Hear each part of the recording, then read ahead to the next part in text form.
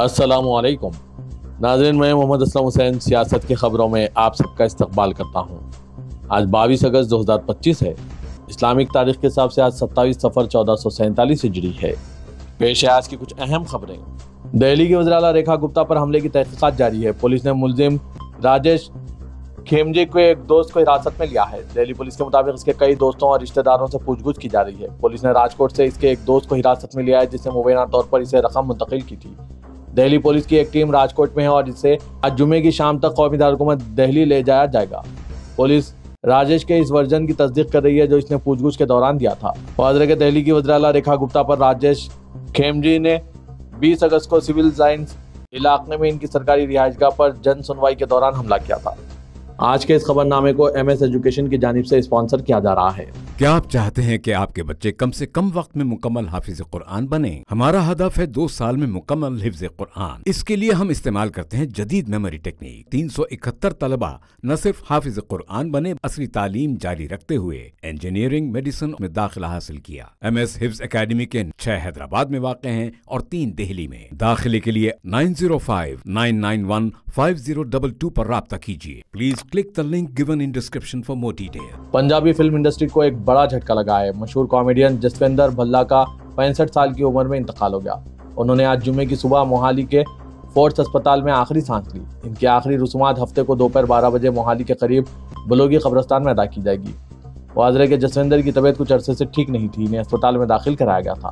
फिल्मों में अपनी कॉमेडी से सबको हंसाने वाले जसविंदर ने अपने जाते ही सबको रुला दिया। इनकी मौत की खबर इनके मदाहों के लिए किसी बड़े सदमे से कम नहीं। नायब सदर जमहूरिया के ओहदे के लिए अपोजिशन इत्तेहाद के मुश्तरका उम्मीदवार जस्टिस B सुदर्शन रेड्डी ने कागजात नामजदगी दाखिल कर दिए। सुदर्शन रेड्डी ने इस मौके पर बयान जारी किया कि ये इंतखाब महज किसी फर्द के बारे में नहीं बल्कि दस्तूर जमहूरियत के वक़ार के तहफ़्फ़ुज़ की लड़ाई है। नायब सदर का इलेक्शन 9 सितंबर को होगा और इस बार अपोजिशन इत्तेहाद ने निहायत संजीदगी के साथ मुश्तरका हिकमत अमली का मुजाहरा किया है। जस्टिस रेड्डी ने कहा कि वो ये नामजदगी एक गहरे एहसास जिम्मेदारी, इनकिसारी और दस्तूर में दर्ज इक़दार के तहफ़्फ़ुज़ के अज़्म के साथ दाखिल कर रहे हैं।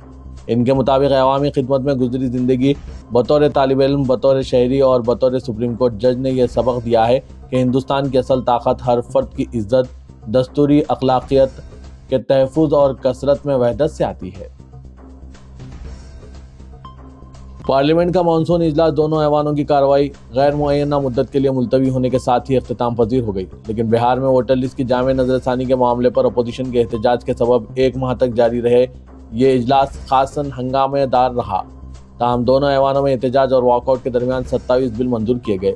लोकसभा में पेश किए गए 14 बिलों में से 12 को ऐवान ने मंजूर किया, जबकि राज्यसभा में 15 बिल मंजूर किए गए। लोकसभा ने आईनी तरमीमी बिल मुश्तरका पार्लिमानी कमेटी के पास भेज दिया, जिसमें किसी भी संगीन फौजदारी मामले में वज़ीर-ए-आज़म, वज़ीर आला और वज़ीरा की गिरफ्तारी और 30 दिन तक हिरासत में रहने की सूरत में इन्हें ओहदे से हटाने का लुज़ूम है और इससे मुताल्लिक़ 2 दीगर बिलों को नजरसानी के लिए मुश्तरका पार्लिमानी कमेटी के पास भेज दिया गया है। सुप्रीम कोर्ट ने आज कहा है कि यह नामुमकिन है कि अज़वाजी रिश्ते में एक शौहर या बीवी ये कहें कि वो अपने पार्टनर से आज़ाद रहना चाहते हैं। जस्टिस BV नागरत्ना और जस्टिस R महादेवन की बेंच ने कहा कि अगर कोई आज़ाद रहना चाहता है तो इसे शादी नहीं करना चाहिए। बेंच ने कहा है कि हमारा मौक़िफ़ बिल्कुल साफ है। कोई भी शौहर या बीवी ये नहीं कह सकते कि मैं शादी में रहते हुए रफ़ीक़ हयात से आज़ाद रहना चाहता हूँ। ये नामुमकिन है। शादी का मतलब 2 रूहों और अफराद का मिलाप है। क्या आप आज़ाद रह सकते हैं? अदालत जोड़े के मामले पर समाअत कर रही थी जिनको 2 बच्चे हैं और इनके दरमियान अलायदगी हुई है। बेंच ने कहा कि अगर ये जोड़ा मिल जाए तो हमें खुशी होगी, क्योंकि बच्चे बहुत छोटे हैं। इन्हें टूटा हुआ घर नहीं मिलना चाहिए। इनकी क्या गलती है कि इनका घर टूट गया है? बेंच ने फरीकों को इख्तलाफात दूर करने का मशवरा देते हुए कहा कि हर शौहर और बीवी में कुछ झगड़े होते हैं। बीवी वीडियो कॉन्फ्रेंस के जरिए अदालत में पेश हुई और कहा कि ताली एक हाथ से नहीं बचती। बेंच ने इसे कहा कि हम आप दोनों से कह रहे हैं कि सिर्फ आपको नहीं, खातून ने अदा किया कि इसका शौहर जो सिंगापुर में रहता है फिलहाल हिंदुस्तान में है, मामले को सुलझाने के लिए तैयार नहीं। सुप्रीम कोर्ट ने सख्त लहजे में कहा कि आज़ाद रहना चाहते हैं तो शादी नहीं करनी चाहिए थी। इस तरह के वाक़ात हर मुआशरे में पेश आ रहे हैं। नाज़रीन, सब पर आपकी क्या राय है? कमेंट के जरिए ज़रूर बताइएगा। उत्तर प्रदेश के साबिक़ वज़ीर आला कल्याण सिंह की 34वीं बरसी के मौके पर अलीगढ़ में मुनक़िदा हिंदू गौरव दिवस के दौरान नायब वज़ीर आला केशव प्रसाद मौर्य ने एक बयान जारी किया जिस पर बहस हो रही है। नायब वज़ीर आला केशव प्रसाद मौर्य ने अलीगढ़ में मुनक़िदा हिंदू गौरव दिवस प्रोग्राम में रियासत के कई अजला के नाम तब्दील करने पर बात करते हुए कहा कि अलीगढ़ का नाम बदलकर हरिगढ़ रखने में कोई ताख़ीर नहीं होनी चाहिए। डिप्टी सीएम केशव प्रसाद मौर्य ने कहा कि मैं आज मेरे जहन में जो ख्वाहिश है इसका इजहार करना चाहता हूँ। बाबूजी को पद्म भूषण अवार्ड मिला है, मुझे लगता है कि बाबूजी को भारत रत्न से नवाजा जाए, ये मेरा मुतालबा है। शायद पूरा फोरम इससे मुत्तफिक हो जाए और सामने वाले सब मुत्तफिक हों। उत्तर प्रदेश हुकूमत की मदरसा मुखालिफ कार्रवाई पर एक अहम फैसला सुनाते हुए आज इलाहाबाद हाईकोर्ट की लखनऊ बेंच ने श्रावस्ती में सरकार के जरिए बंद किए गए 30 दीनी मदरसों को फौरी खोलने का हुक्म जारी किया और तालीमी सरगर्मियों पर लगी पाबंदी हटा दी। ये फैसला जस्टिस पंकज भाटिया की बेंच ने मुकदमा 5521/2025 की मुकम्मल समाअत के बाद दिया है। अहल मदारिस की तरफ से इसकी पैरवी जमात उलमा हिंद के सदर मौलाना महमूद असद मदनी की हिदायत पर मुकर्रर करदा वकला की टीम ने की, जिनमें सीनियर एडवोकेट प्रशांत चंद्रा, एडवोकेट राज सिंह और एडवोकेट अली मोईद शामिल थे। अर्जी गुजारों ने हुकूमत के उन नोटिसों को चैलेंज किया था जिनमें इन्हें मजहबी तालीम देने से रोक दिया गया था और इदारों को सील कर दिया गया था। मुतअद्दिद दलाइल के साथ अर्जी गुजारों का मौक़िफ़ था कि इस मामले में इन्हें कोई मौका समाअत नहीं दिया गया। इससे कल 7 जून 2025 को हाईकोर्ट ने इन मदरसों के इन्हदाम पर रोक लगाते हुए कहा था कि तमाम नोटिसों का नंबर एक ही है जो हुक्काम की बेअक्ली को जाहिर करता है। श्रावस्ती में मदरसों पर बुलडोजर कार्रवाई और एक तरफा इक़दाम ने सख्त तशवीश पैदा कर दी थी, जिससे बाकी अहल मदारिस भी खौफजदा हो गए थे। रियासत मध्य प्रदेश के शहर इंदौर में मुस्लिम अक्सरियती इलाके चंदन नगर की सड़कों पर लगे गए नए साइन बोर्ड्स को बीजेपी लीडर के एतराज़ के बाद हटा दिया गया। लीडर का कहना था कि ये तब्दीलियां किसी खास मजहब की बुनियाद पर की गई थी। मेयर भागरू ने बताया कि मुतालिका वार्ड काउंसलर के खिलाफ गैर कानूनी तौर पर सड़कों के नाम तब्दील करने पर कानूनी कार्रवाई की जाएगी। साबिक बीजेपी रुकन असेंबली आकाश विजय वरिग्या, जो रियासती वजीर कैलाश विजय वरिग्या के साहिबजादे हैं, उन्होंने म्यूनसिपल कमिश्नर को खत लिखकर इल्जाम आयद किया कि चंदन नगर की बाज़ गलियों को मजहबी बुनियादों पर नए नाम दिए गए हैं। इनके मुताबिक बल्दिया के मुलाजमीन ने तब्दील शुदा नामों वाले बोर्ड नस्ब किए थे और खबरदार किया कि अगर ये फौरी तौर पर ना हटाए गए तो एहतजाज होगा। मेयर के मुताबिक वार्ड नंबर 2 की काउंसलर फातिमा रफीक खान ने गैर कानूनी तौर पर 5 गलियों के नाम बदले और कॉरपोरेशन के अमले के जरिए साइन बोर्ड लगवाए। बादशाह ये बोर्ड हटा दिए गए और काउंसलर के खिलाफ कार्रवाई की हिदायत दी गई है। ताहम काउंसलर के शौहर रफीक खान ने इल्जाम की तरदीद की और कहा कि 2 साल कबल इलाके के अवामी सहूलत के लिए कॉरपोरेशन से बोर्ड नस्ब करने की दरख्वास्त की गई थी।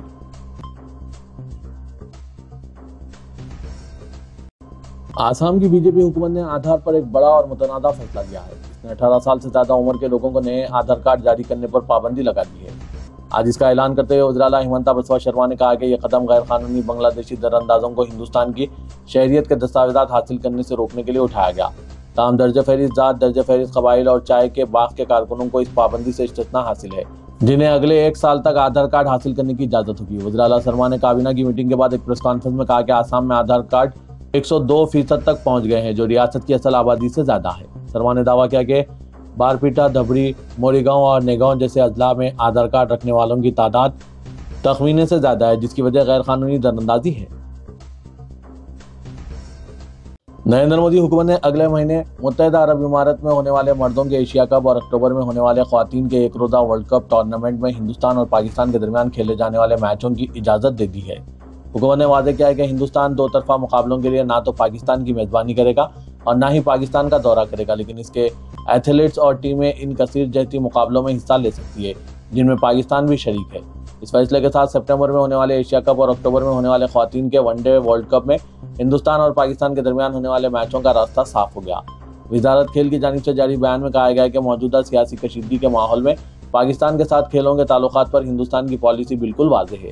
ताहम इस बयान में यह वजाहत नहीं की गई है कि आया हिंदुस्तानी खिलाड़ी पाकिस्तान में मुनक़िदा कसीर जहती मुकाबलों में हिस्सा ले सकेंगे या नहीं। ये बयान मुत्तहिदा अरब इमारात में एशिया कप के आगाज़ से 3 हफ्ते से भी कम वक्त में सामने आया है। साबिक़ IPS अफसर मीरा बोरनकर का कहना है कि सियासी मुदाखलत के सबब मालेगांव बम धमाके के मुतासरीन, ट्रेन बम धमाके के मुतासरीन, साथ ही नरेंद्र दाभोलकर के अहल खाना को इंसाफ नहीं मिल सका। उन्होंने कहा कि खाकी यानी पुलिस को जाफरानी, सफ़ेद या हरा रंग इख्तियार करना खतरनाक हो सकता है। पुणे की साबिक़ पुलिस कमिश्नर ने एक वाक़ा भी सुनाया कि पुणे में तशद्दुद करने वाले मुलजिमीन के खिलाफ तमाम सबूत होने के बावजूद नीलम गौड़े और मिलन नार्वेकर ने इन्हें धमकाया था, अगर मुलजिमीन के खिलाफ कोई कार्रवाई की गई तो आपको मुंबई का पुलिस कमिश्नर नहीं बनाया जाएगा। मीरा बुनकर ने पुणे में नरेंद्र दाभोलकर के 12वीं यौम वफात के मौके पर मुनक़िदा तकरीब से खिताब कर रही थी। इस तकरीब में 5 किताबों का इजरा हुआ। ये इजरा मीरा बुनकर के अलावा शरद बाउस्कर, प्रोफेसर और प्रभाकर नानावती सर्जन के हाथों अमल में आया। इस मौके पर खिताब करते हुए मीरा ने कहा, मालेगांव बम धमाके की तफ्तीश के दौरान उस वक्त के महाराष्ट्र ATS चीफ हेमंत करकरे साबिक IPS अफसर जुलियन रोबरियो को बताया था कि इनके ऊपर दिल्ली के सियासी खाओं का दबाव है। इसी तरह सरकारी वकील रोहिणी सालिया ने कहा था कि इनके ऊपर NIA ने मुलजिमीन के खिलाफ कमजोर केस बनाने का दबाव डाला था। उन्होंने कहा कि इसी तरह नरेंद्र दाभोलकर के कत्ल के मुकदमे में अदालत ने 2 मुलजिमीन को सजा सुनाते हुए खुद इस बात पर तशवीश का इजहार किया था कि इस कत्ल के पीछे असल साजिश किसकी है। तफ्तीशी एजेंसी इसे साबित करने में नाकाम रही है। मीरा बुनकर ने जोर देकर कहा है कि सिर्फ सियासी मुदाखलत के सबब इतने हसास मामलात में मुजरिमों को सजा नहीं हो पाई और मुतासरीन को इंसाफ नहीं मिल सका। नरेंद्र मोदी पर तंज करके लगभग 12 साल बाद जबकि वो कट्टर हरीफ हुआ करते थे और ये रिमार्क किया गया था कि मुल्क चलाने के लिए लीडर को टोपी और तिलक दोनों को कबूल करना चाहिए। जनता दल यू के सदर और चीफ मिनिस्टर बिहार नीतीश कुमार का आज एक वीडियो वायरल हो रहा है जिसमें इन्हें मदरसे की एक तकरीब में टोपी पहनने से इनकार करते हुए देखा गया। बिहार स्टेट मदरसा एजुकेशन बोर्ड की तकरीब में चीफ मिनिस्टर को एक टोपी पेश की गई जो बिलुमूम मुसलमान पहनते हैं, लेकिन उन्होंने इसे नहीं पहना और अपनी पार्टी के रफीक और रियासती वजीर अक़लियती बहबूद मोहम्मद जमा खान के सर पर रख दिया। टोपी पहनना जिसे बीजेपी अक़लियतों की खुशामद वाली हरकत करार देती है, इससे जनता दल यूनाइटेड के सरबराह का इनकार असेंबली इंतखाबात से चंद माह कबल नुमाया इक़दाम मामूल हो रहा है, जबकि तमाम पार्टियां 18% अक़लियती वोट बैंक की हिमायत हासिल करने सरगर्म हैं।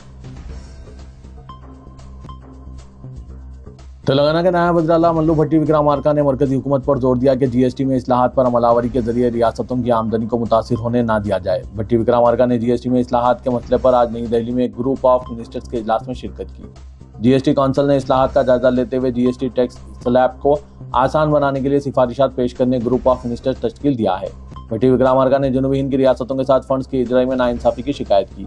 भट्टी विक्रमार्का ने कहा कि GST को मुतारिफ करने के बाद रियासतों पर 14% का इजाफा हुआ है। मरकजी हुकूमत को चाहिए कि सालाना 14% इजाफे के इक़दाम करें ताकि रियासतों के नुकसानात की पाबंदी हो।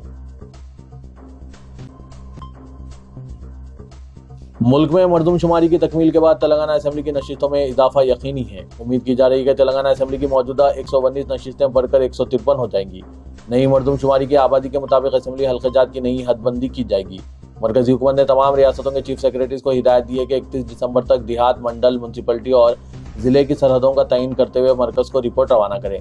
31 दिसंबर की हुदूद के मुताबिक मरदमशुमारी की जाएगी और इसी की बुनियाद पर असेंबली हल्क़े-जात की हदबंदी होगी और असेंबली नशिस्तों की तादाद में इजाफा होगा। बताया जा रहा है कि 2027 में रियासत की आबादी 4 करोड़ तक पहुँच सकती है और एक हल्के में आबादी 2,71,000 हो जाएगी। इसमें 10% इजाफा या कमी के साथ असेंबली हल्क़े-जात का तयन किया जाएगा। फर्जी तालीमी सर्टिफिकेट के मामले ने महकमा पुलिस को भी अपनी लपेट में ले लिया है। लास्ट महकमा पुलिस में मुलाजमत के लिए फर्जी सर्टिफिकेट का इस्तेमाल करने या मुनफरिद वाक़या मंजरेआम पर आया। सेंट्रल क्राइम स्टेशन पुलिस ने इस सिलसिले में मुकदमा दर्ज कर लिया और तहकीकात जारी है। कांस्टेबल के लिए मुंतखब ज़ेर तरबियत उम्मीदवारों की ट्रेनिंग रोक देने और इनके खिलाफ इक़दामात के अहकामात भी जारी कर दिए गए। फिलहाल ऐसे 61 उम्मीदवारों की निशानदेही की गई है जिन्होंने महकमा पुलिस में मुलाजमत हासिल करने के लिए फर्जी तालीमी सर्टिफिकेट का सहारा लिया। हैदराबाद में मुलाजमत हासिल करने के लिए मुकामी सर्टिफिकेट और बोनाफाइड के लिए भी गलत रास्ता इख्तियार किया गया और फर्जी सर्टिफिकेट तैयार किए गए। ज़राए के मुताबिक 59 अफराद में 54 का पुलिस कांस्टेबल के लिए इंतखाब अमल में आया जिनकी तरबियत जारी है। इसके अलावा इन तमाम की जांच की जा रही है जो महकमे में बरसर खिदमत है। महकमे ने हर एक मुंतखब और साबिक़ा में मुंतखब होने वाले हर उम्मीदवार के तालीमी असनादात की जाँच का फैसला किया है। अमीर जमात इस्लामी हिंद जनाब सैयद सादतुल्लाह हुसैनी ने अरकान जमात इस्लामी हिंद तेलंगाना के सवासाब रियासती मजलिस शोरा तेलंगाना व मरकजी मजलिस आमिला से मुशावरत के बाद मोहम्मद अजहरुद्दीन रुकन मजलिस नुमाइंदगान को मीक़ात रवां की बक़िया मुद्दत यानी 31 मार्च 2027 तक के लिए अमीर हल्क़े जमात इस्लामी हिंद तेलंगाना मुक़र्रर किया है। मोहम्मद अजहरुद्दीन ने साबिक़ अमीर हल्का तेलंगाना डॉक्टर मोहम्मद खालिद मुबशिर जफ़र से अपनी नई जिम्मेदारी का चार्ज हासिल कर लिया है। काबिल ज़िक्र है कि मोहम्मद अजहरुद्दीन जमात इस्लामी हिंद के रुकन मजलिस नुमाइंदगान रहें। वो ज़माना तालिब इल्म ही से तहरीक इस्लामी से वाबस्ता रहें। वो SIO मुत्तहिदा आंध्र प्रदेश के सदर हल्का रह चुके हैं। इससे कल वो माऊन अमीर हल्का तेलंगाना रह चुके हैं और तवील अरसे तक जमात इस्लामी हिंद तेलंगाना के सेक्रेटरी बराए राब्ता आमा की हैसियत से खिदमत अंजाम दिए हैं। ग्रेटर हैदराबाद म्यूनसिपल कॉर्पोरेशन की स्टैंडिंग कमेटी का इजलास मेयर विजय लक्ष्मी की सदारत में GHMC के हेडक्वार्टर में वाक़ कमांड कंट्रोल रूम में मुनक़िद हुआ। मेयर ने बताया कि कमेटी के अरकान ने 32 एजेंडा आइटम्स और 7 टेबल आइटम्स को मंजूरी दी है। इस इजलास में GHMC commissioner R V Kannan, standing committee के अरकान बी श्रीदेवी, बी सुजाता और दूसरे मौजूद थे। कमेटी ने शहर में तरक्काती कामों और अवामी सहूलियात की फराहमी के लिए कई अहम तजावीज़ को मंजूरी दी, जिनमें से चंद काबिल जिक्र नलगुंडा एक्स रोड पर वाक़ नेशनल सेंसर पार्क की देखभाल के लिए आयशा एजुकेशनल सर्विस के मुआहदे में 1 साल की तोसी की मंजूरी दी गई और 75% हिस्से के तौर पर 21,15,000 रुपये की मंजूरी दी गई। एलबी नगर जोन में बारिश के पानी की निकासी के लिए हयात नगर में सौभाग्या कॉलोनी से अंजापुर रोड तक 3 करोड़ रुपए की लागत से नाले की तामीर को मंजूरी दी है। तेलंगाना के निजामाबाद शहर में जनाब आमिर अली खान, रुकन कानून साज कौंसिल और न्यूज़ एडिटर रोजनामा सियासत के हाथों अली खान मुस्तफ़ा के मेडिकल स्टोर जन मेड लाइफ मेडिकल का इफ्तिताह अमल में लाया गया। इस मौके पर सदर नशीन उर्दू अकेडमी ताहिर बिन हमदान, लाइब्रेरी चेयरमैन राज रेड्डी, रशीद रिजवी के अलावा दूसरे भी मौजूद थे। जबकि जनाब आमिर अली खान के दौरे निजामाबाद के मौके पर ज़बरदस्त इनका खैर मकदम करते हुए इन्हें तहनीत भी पेश की गई। इंटरनेट खिदमात में खलल के नतीजे में शहर हैदराबाद में बहरान का सिलसिला जारी है, क्योंकि महकमा बरक़ी की जानिब से इलेक्ट्रिक पोल्स के दायरों को काट दिया गया था, जिसके नतीजे में बेशतर शोबों की खिदमत मुतासिर रही। आज भी शहर के दीगर हिस्सों में वायरों को काटने की सरगर्मियों के बारे में कोई इत्तला नहीं मिली, ताहम गुज़िश्ता 3 दिनों से इस कार्रवाई के असरात जारी रहे। मायूस सब्सक्राइबर्स हनूज इंटरनेट तक रसाई हासिल नहीं कर पा रहे हैं, जिन्होंने इस पर मायूसी का इजहार किया।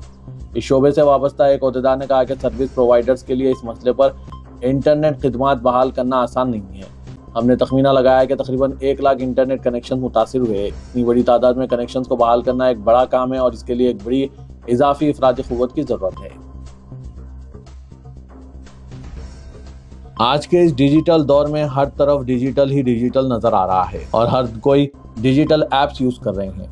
Digital payments, digital transfers, digital watches और दुनिया भर में डिजिटल लेन देन को काफ़ी अहमियत दी जा रही है। इसी वजह से डिजिटल मार्केटिंग की मुलाजमतों में भी इजाफा देखा जा रहा है। इसी को देखते हुए इदारे सियासत ने महबूब हुसैन जिगर कैरियर गाइडेंस सेंटर वाक़ दफ्तर सियासत हैबिट्स में digital marketing with artificial intelligence के कोर्सेज का आगाज अमल में लाया है, ताकि कोई भी मुल्क में और कोई भी फील्ड में शहर हैदराबाद के होनहार लड़के और लड़कियां भी पीछे ना रह सके। इदारे सियासत की जानिब से चलाए जा रहे digital marketing with artificial intelligence में chatbot, social media management, email marketing, SEO, automation, web designing और दीगर ऐप सिखाए जाएंगे। साथ ही डिजिटल मार्केटिंग में एआई किस तरह से यूज किया जाता है वो भी बताया जाएगा। इदारे सियासत में digital marketing with artificial intelligence का फ्री बूट कैंप हफ्ता 23 अगस्त को शाम 7:30 बजे से इदारे के जिगर हॉल में मुनक्किद हो रहा है। ख्वाहिशमंद उम्मीदवार इस सुनहरे मौके से इस्तेफादा हासिल करें। मज़ीद तफसीलात के लिए इन फ़ोन नंबरात पर रब्त पैदा कीजिए। फ़ोन नंबर है 9393876978 891999777404।